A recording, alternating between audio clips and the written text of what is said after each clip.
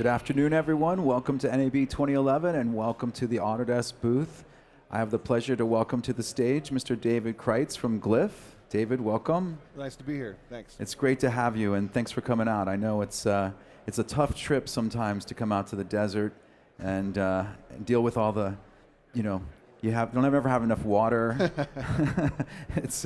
It's really dry here. So anyway, and you're from Louisville, Kentucky, right? That's correct, yes. And why don't you tell us a little bit about your background and how you found out about Smoke and what kind of work you did previously? I know you lived in LA for a while, right? Yeah, I started out as a composer, actually, doing film scoring and that kind of thing, and got interested in doing more of the editing process. I moved to Louisville about 20 years ago, and about 16 years ago, I had the good fortune of hooking up with a company named Donald Lawrence Productions that does a lot of really large format and unique format installations, mostly museum work and visitor center type work around the country. And you also have a 3D background as well, right? That's right. I've always worked with 3D for quite a while. I've been using Maya for about 4 years now. I do a lot of visual effects work, and they really had kind of a need to be able to integrate visual effects and compositing into the kind of things that they were doing. That's cool, and we're going to show you that workflow between Maya and Smoke on the Mac, which is the product we're going to focus on today. Right. So before we get into the presentation, I always think it's nice to set the table with a good idea of the type of work, look at some of the final images that you produce, and I think this is one of the best reels I've seen in a long time. So why don't we enjoy this, and we'll come back and take you through some examples. Great.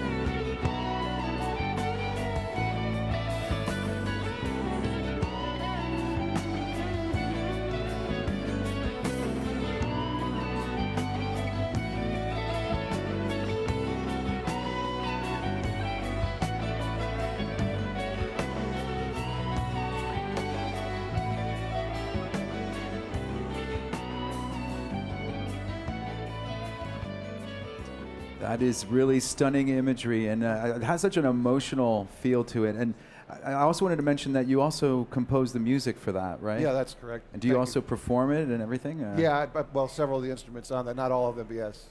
It's great. It's just so you can do it all. And that's kind of the story with Smoke on the Mac. It's that all-in-one, kind of one-man band approach to doing stuff. Yes. And then when you throw Maya into the mix, you can do things like that, so it's great. So I think one of the other things we wanted to talk about which was unique and why we really wanted to invite you out, was around the fact that you deal with these large format installations in museums and things like that. So maybe you could give us a little bit of background about this piece. This was for the California Science Museum? California Science Center down in Los Angeles. And yeah, I was hired by Talbot Films and worked with a designer and director named John Murphy. And it's a large format, 3600 by 1080. There's 2 walls that are about projections with 12 by about 46, 47 feet long, and then an end screen that's 10 feet square. with 8 projectors. So really long haul. Long haul, shotgun kind of room. 8 projectors to do all that you need to get it all synced Cool. together. So that's a challenge in and of itself. It's to deal with really large resolution. So the project itself, you delivered at 3600 by 1080. By 1080. Okay. Yeah. So remember the whole time during this presentation, you were showing you the full res giant images. Right. I think really the interactivity that you've got in Smoke is pretty amazing. Pushing this kind of data through it. Exactly. So the first example is the Sonoran Desert, right? So why don't you take us through this? You started with a still frame. Right. Yeah. We started out with a still. It was taken by a friend of mine named Michael Brome, a photographer that lives in Louisville, and we wanted to do kind of a transition from day to night and have some bats fly through. So that's the still that we started with. And what I'll do is kind of take you in and show you what components. Well, maybe let's look at the final result first, if you don't mind, just to give them the idea of what the goal would be. Absolutely. Yeah, the final result looks like this. So we've got the sun kind of setting on the scene, and as it goes dark, the camera starts to tilt on it, and then bats fly through the scene, which the bats were created in Maya, and then it goes to just a night scene like this. And then you also created the other 2 scenes, though, right? You created the background, the sky, and the clouds, and everything. Right, and that's kind of what I'll show how it worked here. We could go into action, the 3D compositing environment here. This is the sky that we started with. I'd made this sky in Maya with a View Extreme plugin, and it's just a time-lapse sunset. It looks so photorealistic. It's hard to believe that you made that yourself. Well, it's really a great tool to do it. As far as what we did beyond that, then, I brought the photo over across the top and kind of crushed all the blacks and the whites in it to kind of make the sky disappear. We crushed the whites. If you see, we dial the whites back out. You can kind of see where the sky starts to come back into the scene. So we're able to just crush that until it gets rid of it. Create like a silhouette. Exactly, trying to create a silhouette. So you also get a little transparency in this mode with the blacks. We crush the blacks also to kind of give us that real crunchy silhouette type of look. Beyond that, then we also wanted to get our sky here kind of up where our sunset's going to be setting in the right place. Beyond that, then I want to bring the foreground back over the top. And we've done this. Again, we were able to use a garbage mask. All right, so you're inside this area, the software called Action. It's the 3D compositing area, and you're able to go into color correctors, into keyers, into garbage mask areas, just to kind of isolate certain parts of your image. Correct, and that allows me to blend this back into the silhouette to give us kind of the feeling of the original photo. The last thing that was done on that plate then was to go ahead and animate that front, kind of gain on the front plate to make it go to night also, kind of sell that shot as being a night shot. The second shot in the sequence was the moonlit sky, and again it started with a sky that was done in Maya and added just a picture of the moon over the top, gave it a little bit of transparency and brightened it up a little bit, and then brought the back plate over the top of it again using garbage mask to kind of because it gives us a lot of control too. Using the advanced gradients, you can really kind of finesse, feather the edges. Yeah, exactly, make it look the way that you really want it to look. Once these 2 plates were processed and done, come back out and actually kind of finished it in the timeline. So what I was able to do was to take it and let me go back to full screen here so you can see helps. it better. Yeah. So as we come through, we kind of start to tilt as the bats come through. The bats were, I started with a 3D bat that I animated and then made a particle system to get the flocking behavior and instance that bat to the particle system to give us the entire scene there. So that's a great starting example because you started with a still frame, you did your magic in Maya, you brought it into Smoke, and with the very high resolution plates, you put it all together. I think you also said yesterday that you even did the little camera move with the Axis timeline. Right, and the timeline could have been done in Action, but yes, it gives you the kind of the flexibility once you're putting the final scene together to kind of match the tilts on these to both plates, so it kind of really sits together the way it should. So a combination of various tools, and again, speaking to that all in one story. Right. So the second scene we want to look at is Superheated, and this is underwater, right? Yes. This footage was courtesy of Stephen Lowe Productions and Rutgers University, and they'd sent a submersible down on the bottom of the ocean, and it's these underwater geysers, and they wanted to give the idea of how hot it is down there, so kind of did a shimmering heat effect on the type, and I'll show you kind of how this all this. It's what you refer to as smokers. Right, that's what they actually the oceanographers call them also. That has a different context in our world. Right? Yes, it does. Okay, so, yeah. but a smoke artist, we might call him a smoker. But, Yeah, but right. in this case, we're going to take that scene apart and kind of put it back together. Right. So what I did here was began with, so I took some, we're going to go back into action. And what I did was I made one of the smokers in Maya with the fluid systems. And what I did is just worked with the photographic reference. This piece on the left is an actual part of the, that was photographed from the submersible.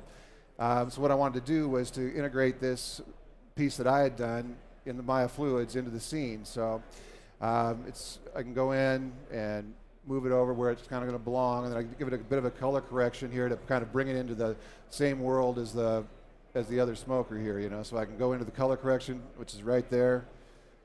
Let's look through the context view. That would be good too. Yes, indeed. Just because we can then see, we can see back to the Right. compositing area as we do this to kind of line it up to the color that we see there. Yeah.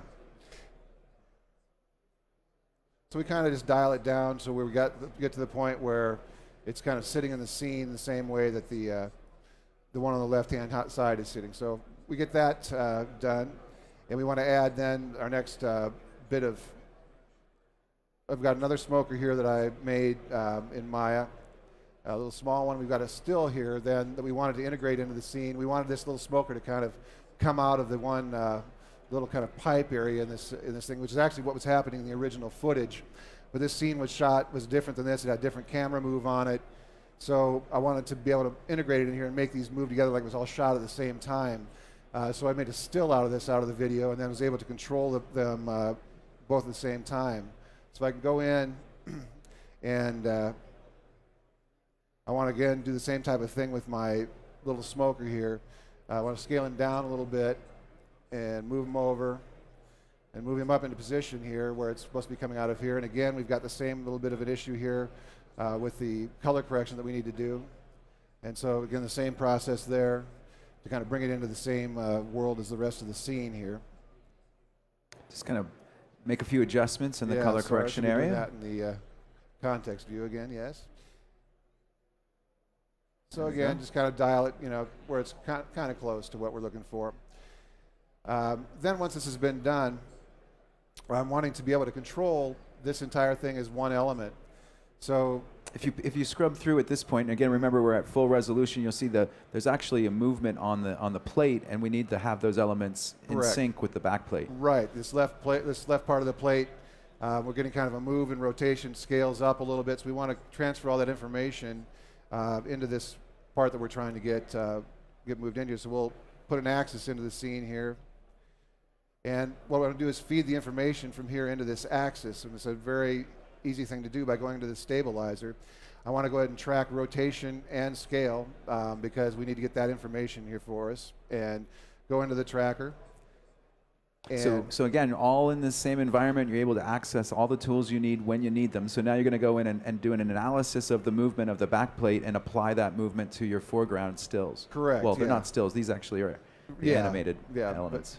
But I'm able to just find a couple areas in the background plate that are going to have some contrast, something we can grab onto, get the other tracker here and put it in place also, so that we can analyze this and get our scaling and rotation information as accurate as possible. So we're just going to get this placed. And again, this plate's 3600 by 1080. It's really large, but when you go to analyze this motion, it takes about 10 seconds. Well, actually, let me bust out here. I want to shorten our duration here a little bit. Different duration, yeah. Yeah, that's what we're going to be using part. But anyway, let me undo my. That's okay. Yep. It'll just work. Yep. And anyway, so we analyze for it. As I say, it takes about 10 seconds to get this part of it done. The other thing is the smoker is actually going up through the tracker there, the one on the top. You can see it's still locked on. Yes, it's amazing how accurate it is.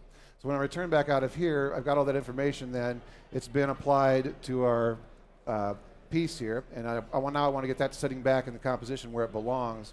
So I do a similar thing as I did a moment ago with the axis, bring it in, and now I'm putting this control up above all the other information, so I'm able to take this and position things exactly where they belong. Yeah, so that's the benefit of working in action as well, as you have this schematic view, Right. which is a visual representation of all of the elements in your scene, and Right. then you can either instance elements or you can add additional axes that tracking data can be gathered in one, and you can do the offset and something Right. else. So I just get this then and use this axis to keep it in position from the beginning to the end.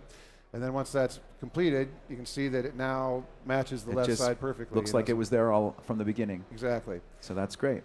So the next thing we wanted to do was kind of get this shimmering heat type into the composition. Yeah, so some text elements are going to be brought in. Yes. So I took the original text, and ran it through one of the GenArts Sparks, the wave warp, to kind of give this text a little bit of a wavy kind of look, which is going to help with our kind of heat shimmer effect we're trying to create. So I get it in place. I want to scale it down just a little bit. And I want to also then put a disproportionate scale on it, kind of stretch it in the Y here. And I'm going to go ahead and put it in a screen mode for the moment. And once I get back into the media list, I've got a really nice Gaussian blur that's available to me right here. And I can just dial in what I need to make this look the way I want it to.